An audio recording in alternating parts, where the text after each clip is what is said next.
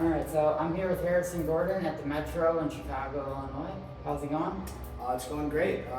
Happy to be back in kind of our home area in our neck of the woods, and this is one of our favorite venues. Really excited to play tonight. Oh yeah, in my opinion, the Metro is the most iconic venue in Chicago. I agree. Yeah. So are the Yuppies still winning 2 years later? Speaking on the impending recession, I would say most likely, yeah. I think anyone who's not in that social class is definitely feeling it a little bit. Yeah. So the next great American spirit hope, right? Is that coming? And if so, what kind of spirits do you go for? It should be coming, but I did just have to stop smoking a couple of years ago due to issues with my voice. Mm-hmm. I'll still very occasionally, but in my heyday it was the light blues or the yellows. But I was known to, in college for like a couple months, I would buy the black American spirits. I don't know. Yeah, there they are. Yeah, and it was because they were the only ones that my friends wouldn't try to bum off me. Oh yeah, yeah. If you have them, people are like, "Ooh, never mind, I'm good." And Even non-smokers go for yellows. Yeah, but no one will touch a spirit black. So that was always my favorite. But I had to. They were killing me. I have really bad sinus issues, like chronic stuff, so it affects me a lot quicker than it affects most people. Yeah, I can imagine. And I'm from, I grew up in like suburban Illinois too. A yellow packet of American spirits and American football during the fall. Yes. What's better for a teenager at that time? Exactly. A lot of your stuff has a lot of influence from video games and anime. One of my favorite songs here is Bleach, mostly because I'm a huge fan of Bleach myself. And one of the lyrics at the end is, if Rukia can make it through all this, then so can I. What inspiration do you draw from other animes? I know you reference, nostalgia for like Dragon Ball Z and Bleach. Is it a lot of other shonen, or do you branch out to like other anime as well? I'm a big shonen guy. I've watched and read a good amount of like Satan. Like I just recently finished all of Berserk finally. Oh, nice. I'm trying to get through Vinland Saga. I'm kind of in like a comic book phase right now and not a manga phase. I go back and forth. It's either comic books or manga for like 6 months at a time. But yeah, I draw a lot of inspiration from that. I draw a lot of inspiration from like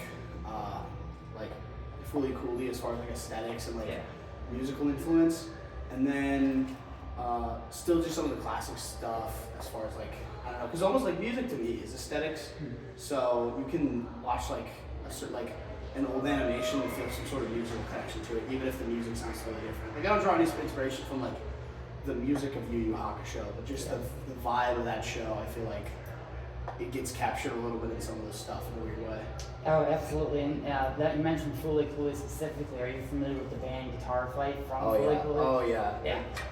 The little legends. There's a lot of bands that are in fifth wave emo that are incorporating that like era of anime aesthetic, like Excuse Me, Who Are You, Bug Moment, Fully Fight from Fully Cooley. Ben Quan has some stuff. There's a whole litany of it. Like, why do you think it is that this wave of emo in particular is leaning so hard into that aesthetic? Oh, that's a good question. I think it is that it's first of all the accessibility is huge right now of anime, of a lot of stuff that people, like a lot of stuff that used to be like forum kids stuff is now a lot more like mainstream. So even outside of like our stuff's pretty surface level as far as our references, because it's like Bleach and Dragon Ball are like the two stuff we referenced in songs, but it goes a lot deeper. It's like M-Way has the whole thing with what was it, Perfect Blue? Yes. Or Signscape. Both. Okay, thank you. Yeah. Which is like super cool because it's like that used to be like forum kid stuff, not like a derogatory way at all, but just like I'm forum kid. 4chan's where I developed a lot of my music taste and personality. That's so fair.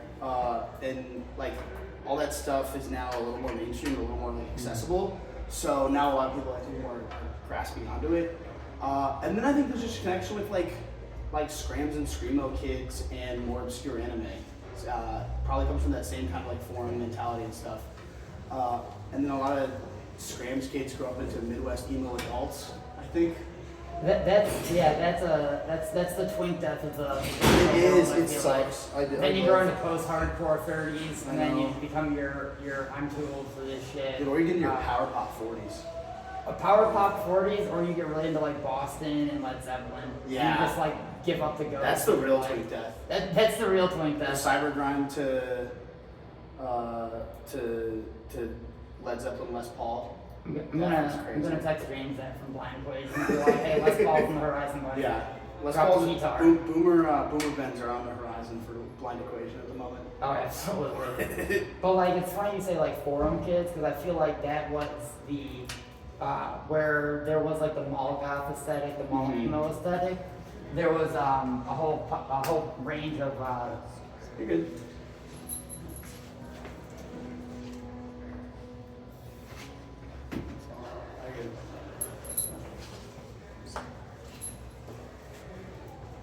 There's like talking about like the mall goth and mall emo like aesthetic.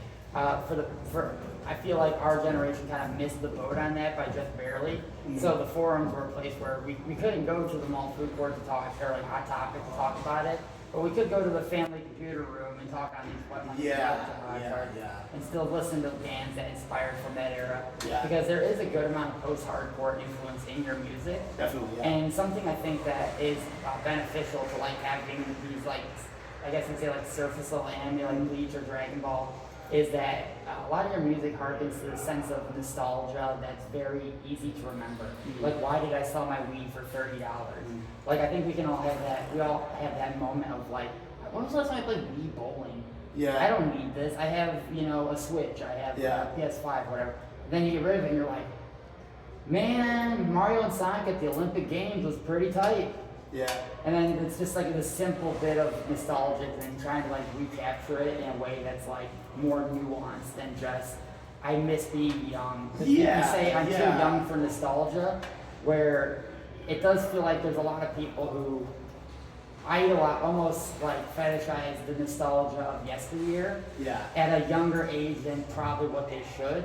Exactly. That's kind of what it was about. It's I feel like some people catch it quickly, catch it early, and kind of think a lot of it is like very surface level references to, oh man, wasn't it cool to be a 90s or 2000s kid? And it's mainly, it's like, it's not about that at all. It's about what you were talking about. It's about like more about mourning like a youth that you don't have anymore than it is being like, oh, do you guys remember silly bands? Yeah, right.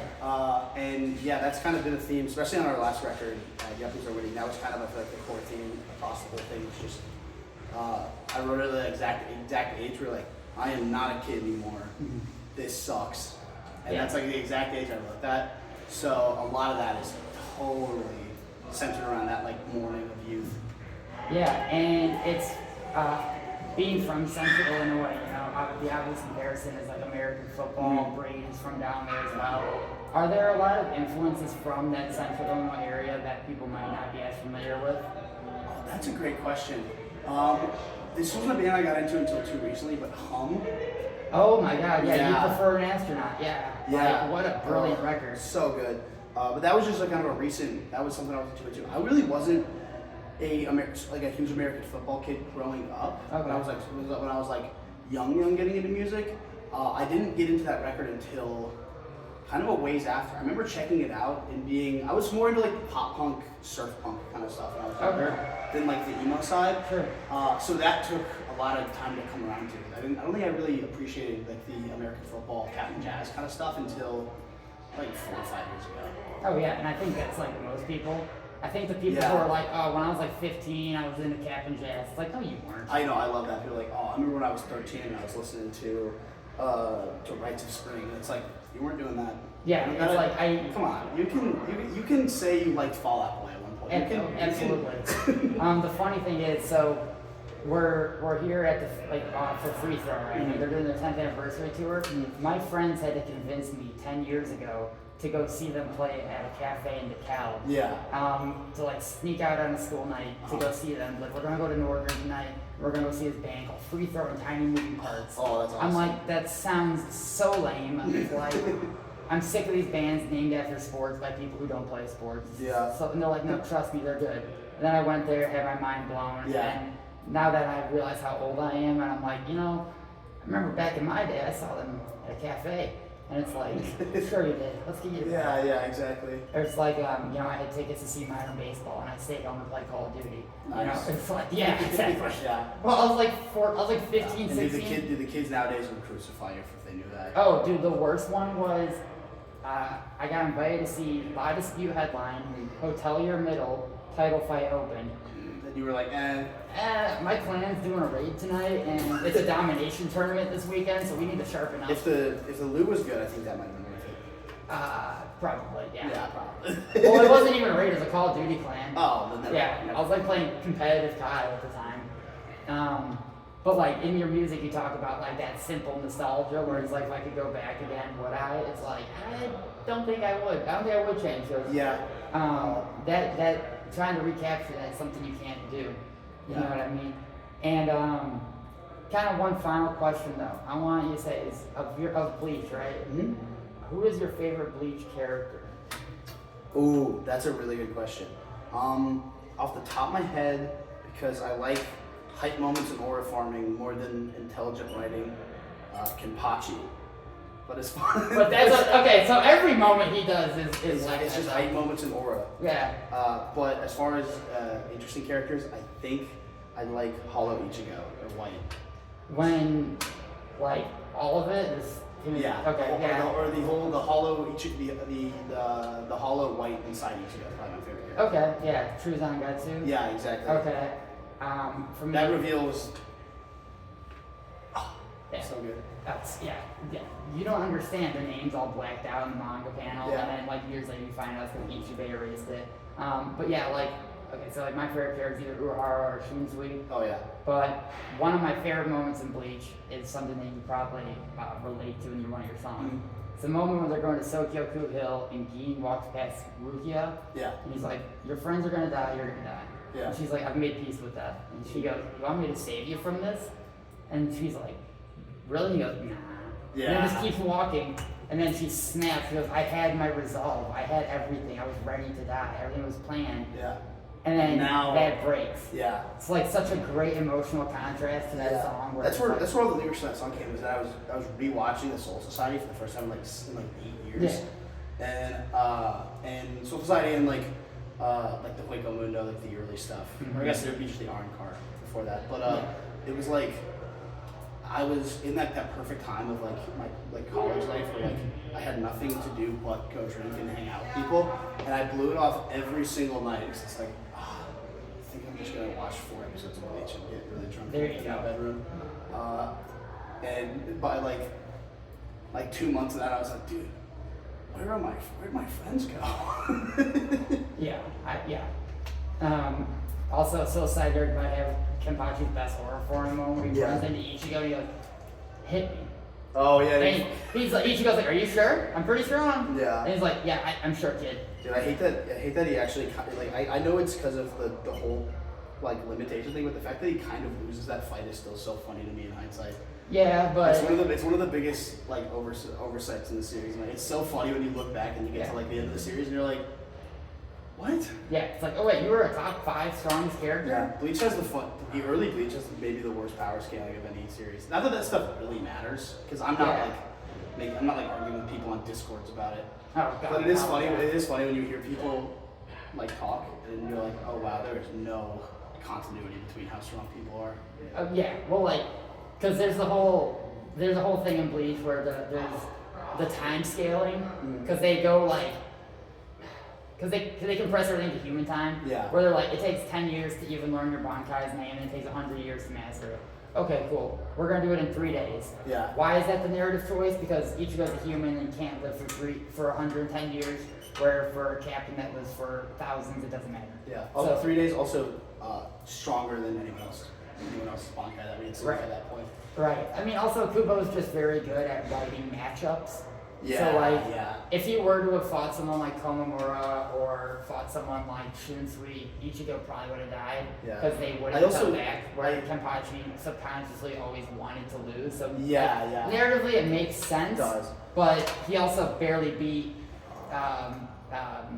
Ikaku, so it's like, you know, where's it go? Yeah. Because you don't learn the subconscious stuff until Literally the the end, last basically. like 50 chapters. I do like that that so Ichigo just growing every fight by like an entire like quarter of the pack. Like he Oh, starts yeah. off and he's like Ikaku level, and then he's like vice captain level when he fights Renji, and then he's like captain level when he fights Kenpachi, and then he's like top 3 captain or top 5 captain level when he fights Maybe hand to hand, he's all the lieutenants. Akia.